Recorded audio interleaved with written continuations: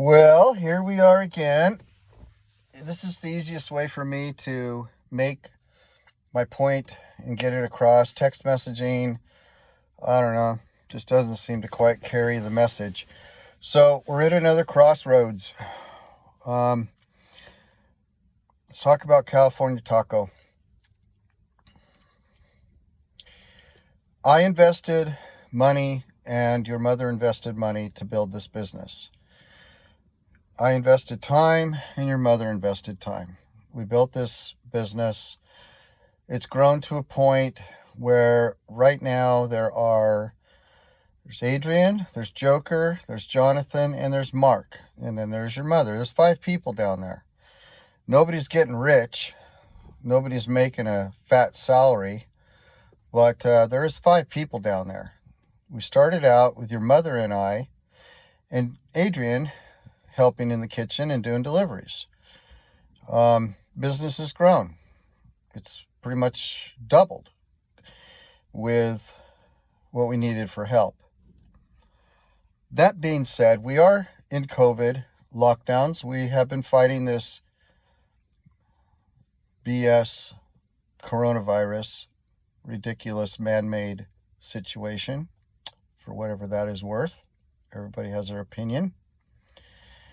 But I believe that is going to come to an end here in the near future. And when it does, I believe the business has a potential opportunity to do extremely well. That one business up the highway that has a little barbecue out front, it's kind of an open restaurant. It's just beyond Jollibee and Bayambong, Jollibee on the highway. And it's on the right. It's a beautiful little open restaurant there. They were doing, she told me, an average of 100,000 peso a day.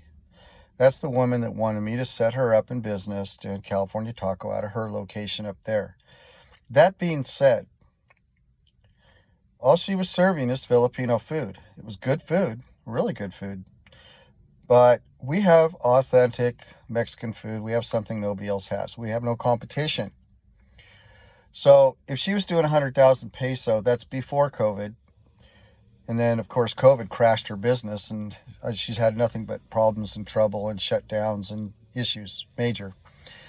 I think we have a huge potential with our business. I really believe in our business. I believe that we can grow our business to where, in my gut, I feel 10,000 peso a day would be a bad day. And I think it can only go up from there and grow. Mark, in my humble opinion, has been an incredible person in the business, a great manager.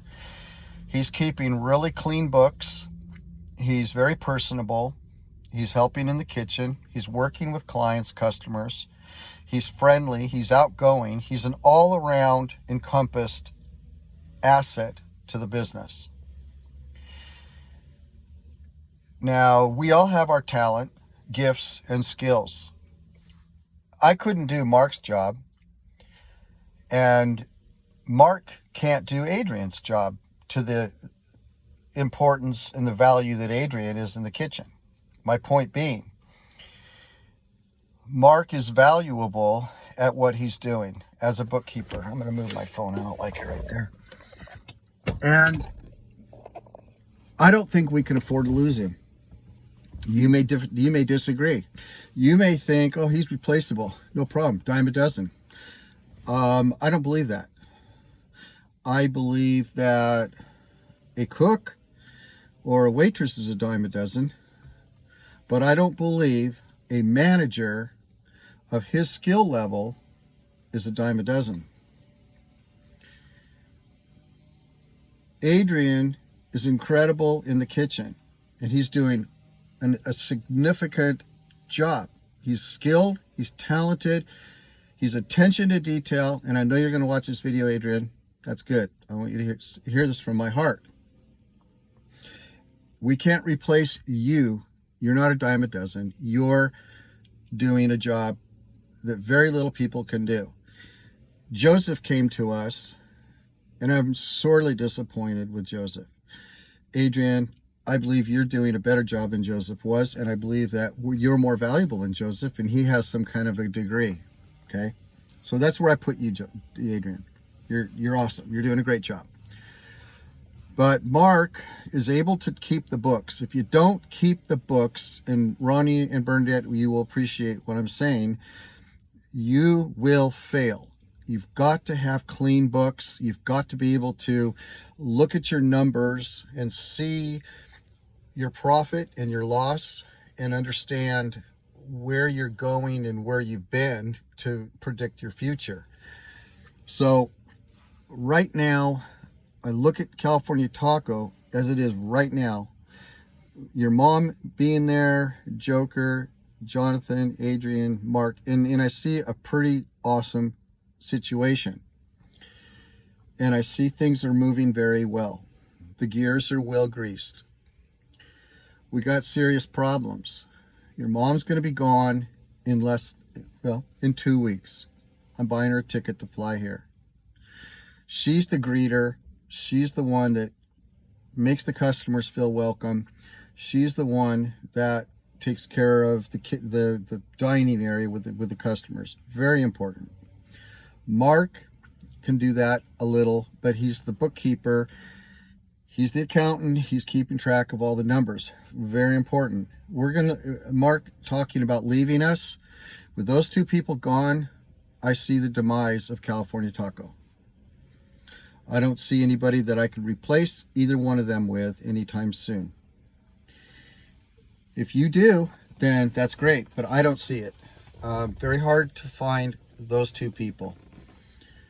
So I know that it's already been said to you, Ronnie and Bernadette, about ownership and getting Mark in on some kind of percentage. And you say that's big. Yeah, that is big. But I think we have two options. One option is we close down California Taco. Or second option, I'm not flipping you off. Second option is to give a bigger carrot to Mark to keep Mark from leaving and going to a foreign country. That's what we have. Because if Mark walks, the business is going to fold. That's how I see it. Before Mark, the business was about to fold. I think Christine was fleecing the business. And I saw numbers that were pathetic. Had nothing to do with you, Adrian. Had to do with your sister.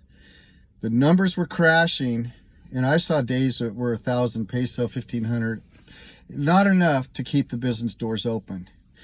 When Christine left and we got Mark, the numbers started coming up.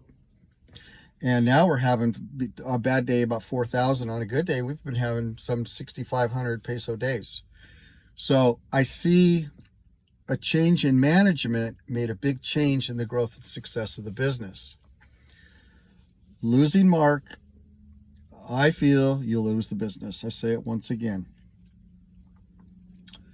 So if you're not willing to cut loose of some ownership, then you might be thinking about how you're going to close that business down and negotiate with Joy on getting out of that lease and that contract.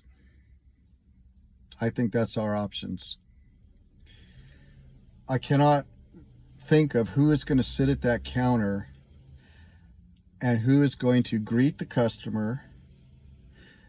Now, Jonathan can do that. He can greet the customer.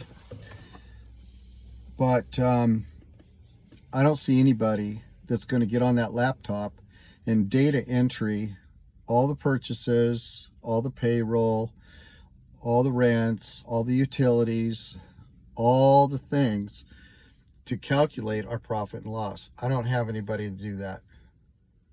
Bernadette, you could do it, but you have your hands full with raising a child, raising a husband, taking care of a husband, and your business and all that, and your cooking and all the things you do. And I don't expect it, and I don't see that. You got a lot going on. You're busy.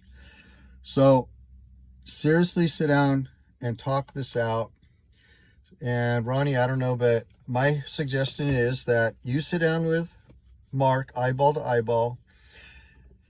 You, Bernadette, Mark, and Adrian, and need to sit down with Mark and say, Mark, we don't blame you for wanting to go to greener grass and make more money. We don't fault you for that, but we really appreciate you. Greg really appreciates you, and we really don't want to lose you in this business. What do we need to do to keep you from leaving? What can we do to make you feel more appreciated and want to stay here in this business? And just sit back and listen. Let him do the talking. Don't offer anything. Just let him do the talking. And be good listeners. And I think, Ronnie, you should be the negotiator. And listen to what he says. He may say, more salary. More salary? If the money's there, that's pretty easy. But I believe and think that he's going to want some kind of ownership in the business. There's something to do with the business, because it's just not worth it to him to have no benefits, have no future, work his butt off. And yeah, most people would be okay with that, but he's a sharp guy. He's really a sharp guy. He's very talented, and he's worth more. So we need to do what we need to do to keep him there. I don't have a problem. I don't own that business. I have no ownership in that business because I'm an American. 100% of that is owned by your mother. So if you're having to cut loose of a percentage to satisfy him and keep him there, that's better than closing the doors. This was supposed to be a livelihood and a future for Adrian and Christine. Christine walked. She's no longer part of this business. She closed that door. But Adrian it is for, and you are going to have to pay the house payment, the water, the electric, gasoline for your scooter and car, and living expenses. Your mom won't be there to pay living expenses, and you're going to have to pay the living expenses, which will come from your income off of California Taco. And your mother is no longer going to be there. So it's not on paper, but if you look at it, Adrian, you're pretty much the owner of California Taco. Okay?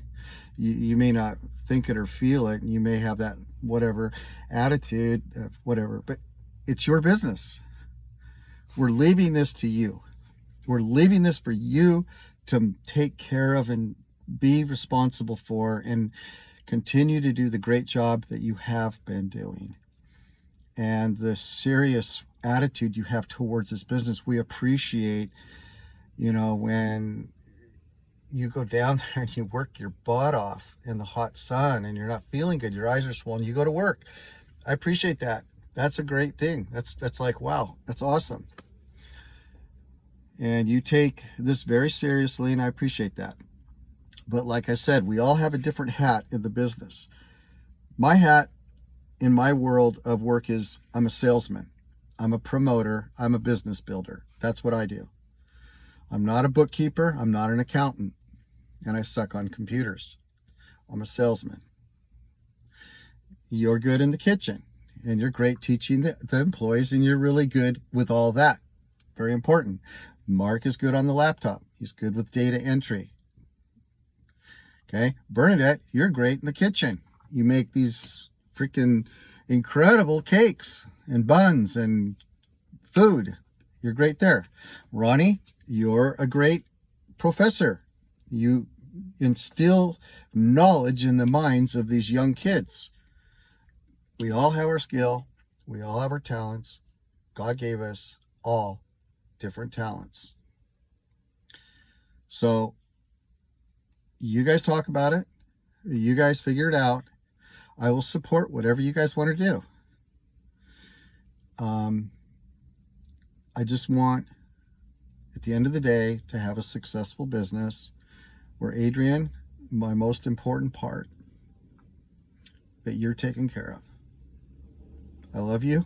I care about you. And I built this business for you and your sister. That's my primary skin in the game, is for you two. Well, Christine's gone. It's yours. So let's figure out where we need to go. Let's try not to lose Mark. Mark's a great guy. I appreciate him. I communicate well with him. He has this really great attitude. He's really even keel. He's not like that. He doesn't go up and down. He's just really mellow. He's great for the business.